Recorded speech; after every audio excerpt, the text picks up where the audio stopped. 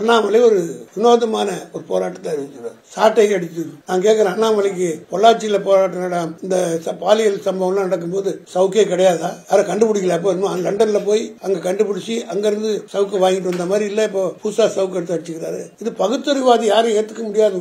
பெரியார் பாணியில சொன்னா காட்டுமிராண்டித்தனமாக இருக்குது. அப்படி சவுக்குல உடம்புல அடிச்சுக்கிறது யாராவது ஏத்துப்பாங்களா? அந்த காலத்துல என்னுடைய 62 ஆண்டு கால அரசியல் வாழ்வில் 62 வருஷமா திமுக இருக்கிற எந்த தலைவரும் இப்படி ஆர்ப்பாட்டம் நடத்தலாம், போராட்டம். அந்த போராட்டத்துக்கு மக்கள் யாருமே சிரிக்கிறாங்க. இந்த மாதிரி இல்லாம செய்வாங்க போராட்டம். அது மட்டும் இல்ல, செருப்பே போட மாட்டாங்க. திமுக ஆட்சியிலிருந்து எங்க வரும் செருப்பு போட மாட்டாங்க. அப்படி ஒரு சபதம் ஒரு ஏற்றால் காலம் பூரா செருப்பே போட முடியாது.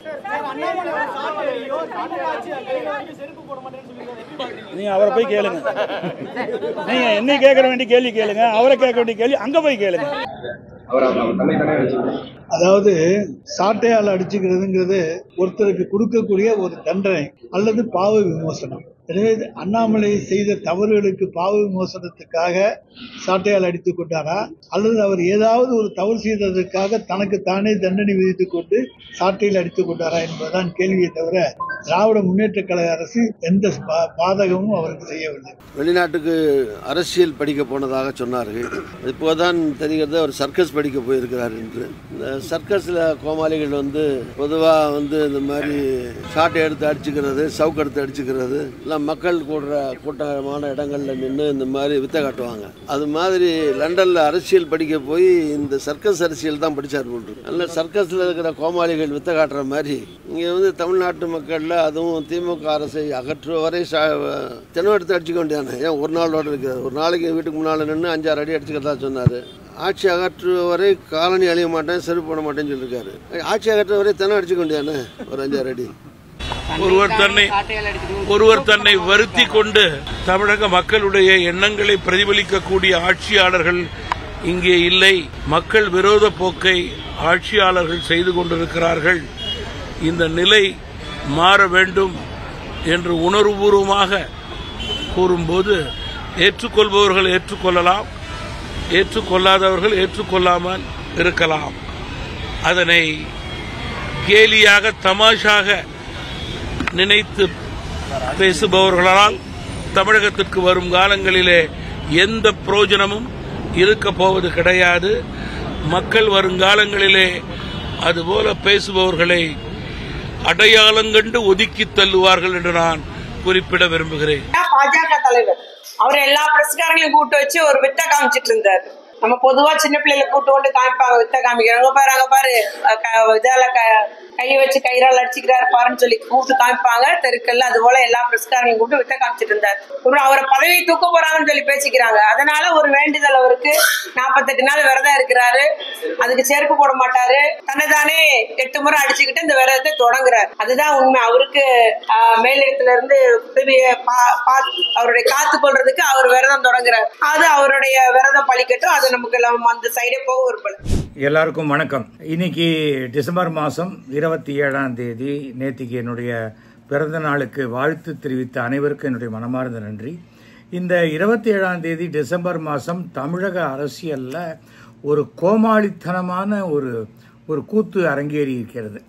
தமிழக பாஜகவினுடைய தலைவர் திரு அண்ணாமலை அவர்கள் தன்னை சவுக்கால் அடித்து கொண்டிருக்கிறார். ஒரு 6 முறை அடித்து கொண்டிருக்கிறார். அதற்கு காரணம் என்னவென்று கேட்டால் அது தமிழ்நாட்டில் சட்டம் ஒழுங்கு சரியில்லை அப்படிங்கிறார். இவர் என்ன தமிழ்நாட்டு டிஜிபியா இல்லை தமிழ்நாட்டு முதலமைச்சரா? இவர் என்ன தமிழ்நாட்டினுடைய சட்டம் ஒழுங்கு சவுக்கால் அடிச்சுக்கிறது? இப்போ பாரதிய ஜனதாவில் இருக்கிற தமிழ்நாட்டில் இருக்கிற ஒழுக்கக்கேடுக்கு இவர் தினசரி சவுக்காலில் அடிச்சிட்டு இருக்கணும். எவ்வளவு பெண்கள் புகார்லாம் வந்தது, அதை பற்றியெல்லாம் கவலைப்படாமல் இவர் என்னமோ இது இந்த மாதிரியான ஒரு கேவலமான ஒரு கோமாளித்தனமான தலைவரை தமிழகம் இதுவரை பார்த்ததே கிடையாது. இந்த சவுக்கடியினால இன்னைக்கு தமிழக பாரதிய ஜனதாவுக்கு ஒரு 10,000 ஓட்டு கையை விட்டு மெம்பர்ஸ் வெளில போயிருப்பாங்க. அதுதான் நடக்கும். ஏனென்றால் இப்படிப்பட்ட ஒரு கேவலமான அரசியல் செய்யக்கூடிய ஒரு தலைவனை இதுவரைக்கும் தமிழ்நாடு அரசியல் பார்த்ததே கிடையாது. செருப்பு போட்டுக்கல அப்படிங்கிறார். இனிமேல் வாழ்க்கையில் ஒரு செருப்பே போட்டுக்க முடியாது. செருப்பு தான் போட்டுக்கலையே, எதுக்கு ஷூவை கையில் எடுத்துன்னு போறீங்க? அதை யாருக்காவது கொடுக்கலாம்ல. ஆனால் செருப்பு போட்டுக்கலைங்கிறது அண்ணாமலை முடிவெடுத்திருப்பது யாருக்கு லாபம் என்றால், மாதத்துக்கு அவர் குடும்பம் நடத்துறதுக்கு 10 லட்ச ரூபா கொடுக்குறேன்னு சொன்னாங்களே அவங்க நண்பர்கள், அவர்களுக்கு இந்த செருப்பு செலவு மிச்சம். அவ்வளோதான். இதே மாதிரி அண்ணாமலை பண்ணிக்கிட்டு இருந்தால் பாஜகவை ஜனங்களே ஓட ஓட விரட்டி விட்டுருவாங்க. சவுக்கால் இவர் அடித்து கொள்ள வேண்டிய நேரமே கிடையாது. சவுக்கால் அடித்து இவர் விரட்டப்படுவார். இதுதான் நடக்கும். ஏனென்றால் நல்ல வேளையாக நான் பாரதிய ஜனதாலேருந்து வெளில வந்துட்டேன். இல்லைன்னா என்ன சவுக்கால் அடிச்சிருப்பாங்க. எதுக்கடா இப்படிப்பட்ட ஒரு கட்சியில் போய் இருக்க, அசிங்கம் முடிச்ச ஒரு சின்ன பேசிக் மேனர்ஸ் கூட தெரியாத, ஒரு டீசென்சி கூட தெரியாத, ஒரு அடிப்படை அரசியல் தெரியாத ஒரு தலைவன் கட்சியில் போய் நீ இருக்கலாமான்னு சொல்லி என்ன சவுக்கால் அடிச்சிருப்பாங்க. சவுக்கால் அடிச்சுக்கிறது ஒரு தகுதியா? என்ன பைத்தியகாரத்தனமா இல்லை? அப்படி பார்த்தால் தமிழ்நாட்டுக்கு சிறந்த தலைவராக MS பாஸ்கர் தான் போடணும், நடிகர். அவர் ஒரு படத்தில் டான்ஸ் ஆடிக்கிட்டே சவுக்கால் அடிச்சுப்பார். அதுதான் சிறப்பு. இவருக்கு அதெல்லாம் தெரியல. சுற்றி இந்த சவுக்கை வாடகைக்கு விட்டவன், அப்புறம் அந்த சவுக்குக்கு காசு கொடுத்தவன்லாம் ஒரு 4-5 பேர் நிற்கிறாங்க. கேமராமேன் மாத்திரம் 7-8 பேர் நிற்பாங்க. என்ன கூத்து இது? இதெல்லாம் அரசியல் பண்ணுறதுக்கா? என்னைக்கு ஜனங்கள் கிட்ட போய் சாதனைகளை சொல்கிறோமோ அது வரைக்கும் ஒரு ஓட்டு கூட விழாது. ஆக்சுவலாக பார்த்தா இந்த தமிழக தலைவராக அண்ணாமலையை யார் தேர்ந்தெடுத்தாங்களோ டெல்லியில், அவங்க தான் 100 தடவை தன்னை சவுக்கால அடிச்சுக்கணும். BL சந்தோஷ் அப்படி இருக்கிறவங்க தான் அடிச்சுக்கணும். என்ன பண்ணுறது, நாம் தலையில் அடிச்சுக்கலாம். கர்மாந்திர அரசியலை பார்க்கும்படி ஆயிடுச்சே இந்த மாதிரி தமிழக பிஜேபியில் அப்படின்னு சொல்லி செருப்பு போட்டுக்க மாட்டேன். சரி, நீ சவுக்கால் அடிச்சுக்கிறதுக்கு எதுக்கு பச்சை கலர் ட்ரெஸ்ஸு? முருகனுக்கு கோயிலுக்கு போகிறேன், முருகன்கிட்ட வேண்டிக்க போகிறேன். முருகன் சொன்னாரா யாராவது சவுக்கால் அடிச்சுக்காங்க, சவுக்கால் அடிச்சாதான் என்கிட்ட வந்து பார்க்கணும்னு சொன்னாரா? என்ன காரணம்? ஏதாவது ஒன்று சொல்லுங்க. அந்த பேச்சு பைத்தியகாரத்தனமான பேச்சு. இந்த மாதிரி ஒரு கோமாளித்தனமான ஒரு இவர் இந்த அழகில் இவர் விஜய்க்கு அட்வைஸ் பண்ணுறாரு, துணை முதல்வர் உதயநிதிக்கு அட்வைஸ் பண்ணுறாரு, ஒரு கவுன்சிலர் கூட சீட்டு ஜெயிக்காத அண்ணாமலை இவங்க யாருக்கும் அட்வைஸ் பண்ண கொஞ்சம் கூட தகுதியே கிடையாது.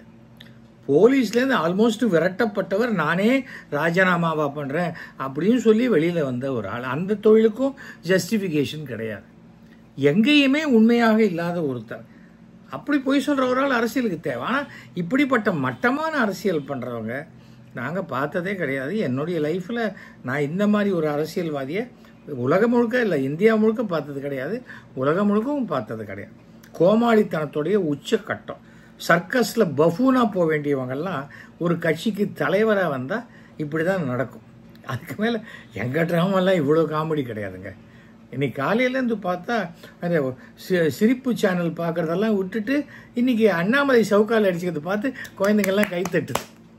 இந்த குரங்காட்டி சொன்னோன்னே ஏய் ராமா குட்டிக்கரணம் போடுறானோன்னு குழந்தைங்க கைத்தட்டுற மாதிரி அண்ணாமலை சவுக்கால் அடிச்சோன்னே அப்படி கைத்தட்டுதுங்க. ஸோ இனிமேல் குழந்தைகள் ஃபேன்ஸ் ரொம்ப ஜாஸ்தி அண்ணாமலைக்கு. அந்த குழந்தைகள் வளர்ந்து பெரியவங்களாகி 18 வயசுக்கு அப்புறம் அண்ணாமலை ஒரு வேளை அரசியலில் இருந்தால் அரசியலில் அவருக்கு ஓட்டு போடுவாங்க. அது வரைக்கும் மாதம் 1 கோடி 1.5 கோடி செலவழிச்சாலும் ஒன்றும் நடக்காது. இனிமேல் செருப்பும் போட்டுக்க முடியாது. என் ஃப்ரெண்டு கூட காலையிலேருந்து செருப்பு போட்டுக்கல. என்னடான்னு கேட்டால் அந்த வாரம் இறந்து போச்சு அப்படின்னா. அந்த மாதிரி தான் இந்த ஆள் சொல்கிறது எதையுமே நிறைவேற்ற மாட்டார். தமிழ்நாடு முழுக்க 10,000 கோடினார் கிடையாது. பாம்பு அடிச்ச 60 மீட்டிங் போடுவேன்னாரு கிடையாது. இதுக்கு போராட்டம் அதுக்கு போராட்டம், ஒன்றுத்துக்கு ஒரு போராட்டம் கிடையாது. சும்மா கூட 10 பேரை வச்சுக்கிட்டு யாரை ஏமாத்துறாங்கன்னு தெரியல. கேட்டால் ரெய்டு வந்துடுச்சாமே உங்கள் உறவுக்காரங்களுக்குன்னா எனக்கு எல்லாரும் தான் உறவுக்காரங்க. இது ஒரு பதிலா? அப்போ நீ நேர்மையானவனா துப்பு கட்டவனா? அவர் யார் இவர் யார் அப்படின்னா இது ஒரு அரசியலா? அப்போ நீ ஒழுக்கம் இல்லாதவங்க தானே ஆரம்பிச்சதுல. அப்புறம் என்ன அரசியலுக்கு? அப்புறம் என்ன நீ a party with a difference, a party with a difference in Tamil Nadu BJP with such a low minded person Annamalai is the president of the party. அவ்வளோதான், அதுக்கு மேலே ஒன்றுமே கிடையாது. இதை பற்றி பேச முருகனுக்கே கோவம் வந்து வேலை எடுத்து இவர் கண்ணை குத்திடுவார். இதுதான் நடக்கும். சும்மா அட்டை வேலை தூக்கிக்கிறது, இதை தூக்கிக்கிறது. இன்னும் ஜாதி மத அரசியல்லாம் தமிழகத்தில் எடுபடாது. கோயிலுக்கு போகிறவன் போவான், கோயிலுக்கு போகாதவன் போக மாட்டான். ஆனால் என்ன கட்சிக்கு வேணுமோ அவங்களுக்கு ஓட்டு போடுவான். அந்த எந்த கட்சி என்றால் அவங்களுக்கு நல்லது செய்கிற கட்சிக்கு அவங்க ஓட்டு போடுவாங்க. அதுக்கு மேலே வேறு எந்த மாற்றமும் இந்த அண்ணாமலையால் நடக்காது. அது 3.5% இருந்தது.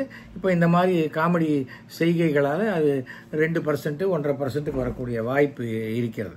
அவ்வளோதான். இதுக்கு மேலே நான் இதை பற்றி கவலைப்பட வேண்டியது மோடி, அமித்ஷா, JB நட்டா, BL சந்தோஷ், இவருடைய காட்ஃபாதர், அது எல்லாம் தான் அவங்க தான் கவலைப்படணும். அதனால் ஆனால் இந்த கோமாளித்தனமான அரசியல் பண்ணால் இருந்ததுக்கே வெக்கப்படுற மாதிரி ஆயிடுச்சு ஒரு கட்சியில்.